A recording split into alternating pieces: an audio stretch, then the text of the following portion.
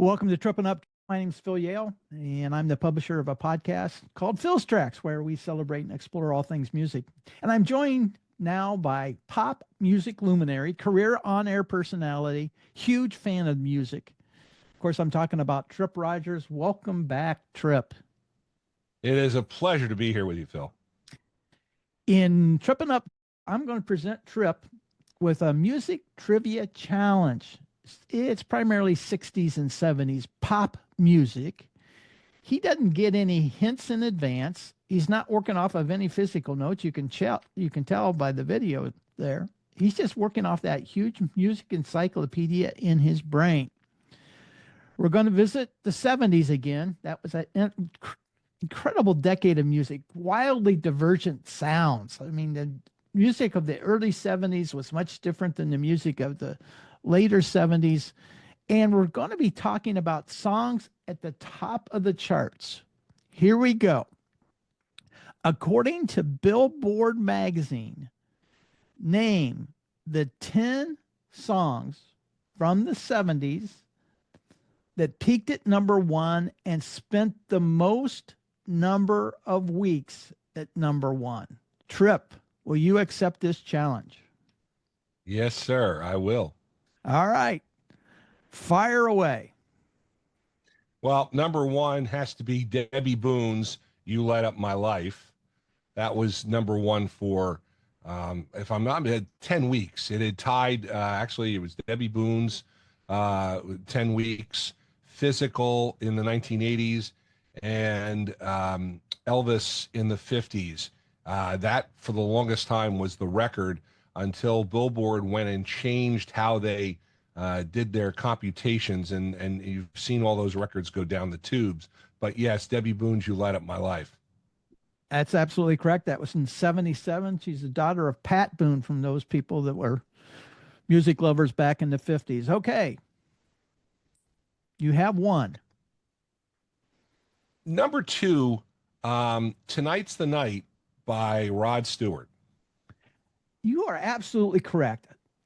And I got to be honest, that's not one that would have been on my radar, but you are absolutely correct. One of the things about the 1970s and those two songs I just mentioned, they were hits at the end of the year. And the problem was Billboard magazine back then, you had publishing deadlines, and they were like a month before. So they would do the charts, and they would run the year from November 1st of the previous year to October 31st. And so you had some really weird chart years, whereas Debby and songs like Tonight's the Night and You Light Up My Life were on the charts a year later, whereas radio stations, if they were doing a top 100 countdown of the year, would probably get you to the middle of December or something to that effect. But got to throw the Bee Gees in there. I'm pretty sure Night Fever was one of the longest running number ones of the 1970s. Boy, you are all over this. That's correct. It's tied with Rod Stewart, both 8 weeks at number one. Night Fever went from number 44 on the charts to number one in just 7 weeks. So it's a pretty rapid rise for them. And the other part about Night Fever was it was 8 non-consecutive weeks, because it traded positions with, it was number one, and then it went down, and then it went back up to number one. Staying Alive went up for another week too. And I think, isn't Staying Alive on this list too? Not on this list. Okay. Silly Love Songs by Wings. Surprisingly, not on this list. Okay. Can I ask you this as a hint? What is the song that is number 10 on this list? How many weeks was it number one? Believe it or not, I've got that information. Actually, there's a whole group. Let's see, 5 through 10 are all tied at 6 weeks at number one. I want to say Bad Girls by Donna Summer. It's not on this list. Okay, and I will give you a hint from a genre standpoint, because this is a really tough one. This challenge, I'm going to tell you, is a really tough one. There are a couple of disco songs on this list. Ring My Bell by Anita Ward. Good guess. Not on this list. Okay. Le Freak and Chic. Le Freak is indeed on this list. Very good. They were a one-hit wonder, were they not? No. They had a couple hits. Le Freak was probably the biggest hit, but the guys behind the group went on to long producing careers. Now Rogers is one of them. Went on to a long producing career and worked with a number of different artists. Michael Jackson's "Rock with You." Not on this list. I'll give you a hint. There was the group that dominated the 70s. There was a member of the family that was not part of the group. Oh. Shadow Dancing. And I Just Want to Be Your Everything.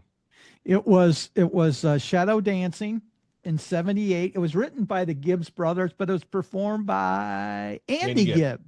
Andy Gibb. All right. Now Tripp. Okay. 70s, wildly eclectic. So these are things all over the place. I'm gonna start at the beginning of the decade and work our way down because the bulk of them are in the beginning of the decade. Okay. This was in 1970. It won 5 Grammys, and perhaps one of the most definitive songs where the Wrecking Crew, the studio musicians, are given great acclaim for this song. 1970. Wow. It was a duo. Oh, Carpenters. Carpenters, Close to You. It was not the Carpenters. It was a duo. They didn't get along. Simon and Garfunkel, Bridge Over Troubled Waters. Bada bing, Bridge Over Troubled Water. Yeah. All right. Now, that's right. Here's the next one, also from 70. This is the most prolific as far as total number of songs that hit the chart. Beatles, Let It Be. This was a domestic group. I think their first 21 singles they released hit the top 40. Jackson 5? No, they got their name from Alaska. The cold winter nights in Alaska. Oh, Three Dog Night. Three Dog Night, Joy to the World. Joy to the World, yeah. Joy to the World, that was a song. No, it wasn't Alaska. It was Australia. Oh, it was right. That's right. It was Australia. Oh, no. Okay, now, real quick, I'll tell the story. The girlfriend of one of the singers had seen a documentary on the Aborigines in Australia. And the Aborigines, for warmth, when they're out, would sleep with their dogs. And a Three Dog Night was a very cold night. And that's how the group got their name, Three Dog Night. Of course, because of the fact they had three lead singers. Unfortunately, 2 of the 3 have passed away. Chuck Negron is the only one that's Chuck Negron the only one that's left. Yeah, he's the only one, and he's still touring from time to time. That was when I first really got into listening to the music and listening to the radio, and that was a huge hit in the summer of '71. And for those that are wondering, Jeremiah was a bullfrog. The lyrics are completely nonsensical. It was Hoyt Axton that penned those lyrics. Yes, Hoyt Axton. And here's another trivia question: Hoyt Axton and his mom both wrote #1 songs. What song that's did his mom right. write?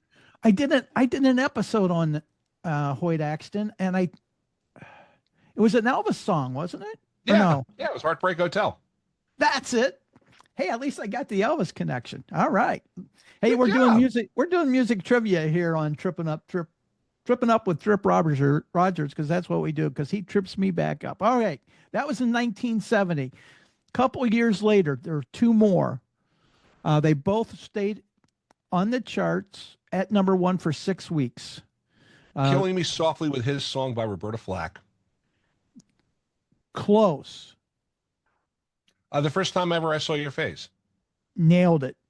It's a song. It was Song of the Year in 72. She won 2 Grammys for that song. All right. The next one also was 72. This one's a difficult, but I will tell you, this may be one of my most American Pie by Don McLean. No, surprisingly not on this list. Okay. All right. This is a song that may be my most hated song of all time. Maybe. every time I hear it, I can't turn the dial fast enough. From 72? From 1972. It was by a solo artist that had an Irish name. Wow. Solo artist with an Irish name. Oh, Gilbert O'Sullivan, Alone Again Naturally. Absolutely correct. And you will never hear me play a single syllable from that song on any Phil's Tracks episodes. So far we have the following. We have You Light Up My Life, Night Fever, Tonight's the Night, Shadow Dancing, Bridge Over Troubled Water, Joy to the World, The First Time Ever I Saw Your Face, Alone Again Naturally, ugh, yuck, Le Freak. We got one more. This was all the way at the end of the decade in a totally different music genre than any that we've covered so far. My Sharona by the Knack. My Sharona by the Knack, 1979. It was the 1979 Song of the Year. Hey, Trip. That was a fun one to do with you. You did well on that. Where can they connect with you at? You can find me on the radio in Savannah, Georgia on Q105.3 weekday afternoons. You can also find it online at WRHQ.com. My internet radio station is WTRSradio.com, which I do with my buddy Dolph. And you can find that on Live365.com. You can also hear my show, The Music Yearbook, which is on my radio station and a couple of other radio stations and streaming stations. The Music Yearbook airs usually on the weekends, and it's on the radio Tuesday nights at 10 on WRUU.org and on Saturday nights at 8 on vinyl 91.9 WBNJ.org in Barnegat, New Jersey.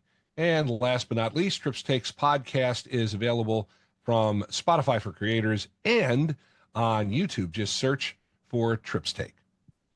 And you can also listen to Trip talk about transformative albums in rock history on Phil's Tracks, including an episode on Night Fever. Trip, thanks again for joining us on this episode. Anytime, Phil.